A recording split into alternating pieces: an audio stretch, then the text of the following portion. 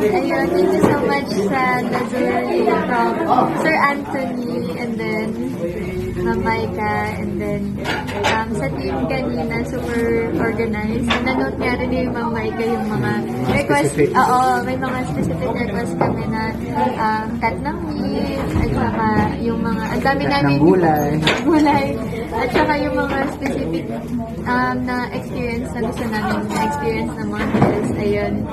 Nasunod naman. So, thank you so much, Ma'am Maika, sa hard work. And yung team na kasama namin sa prep time, super convenient nila kasama. Ang sumusunod lang talaga kami. Tapos, hindi kami nahirapan kasi sinasabi na nila lahat ng dapat namin gawin. Considering na ang daming pieces na kailangan to stitch together. Very well organized. And then, super ganda talaga nung yun. Thank God sa napakagandang weather. Saka nagpakita sila yung Bobby. Ayun. Tapos, photo and video, super cool sila. Pinakamadit din nila yung mga request namin. Yung make-up and hair, sobrang galing. As in, ang smooth nila mag-work. And, skilled, very skilled. Marami nalimutan ako.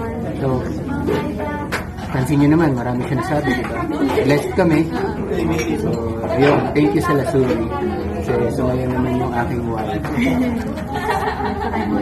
Yes, and all artists. And siguro, isang dagdag ko lang, madali silang kausap. Thank you po, Ms. Maika. Yung mga simple, small things na gusto namin hingin or i-request ay napapakinggan. Salamat po. At lahat naman ng staff nila is mission. Lang po. Tsaka actually, kahit sinisipin sa supply, sa bridal supplies. Ano naman Bridal. Very accommodating lahat. Thank you so much. God bless.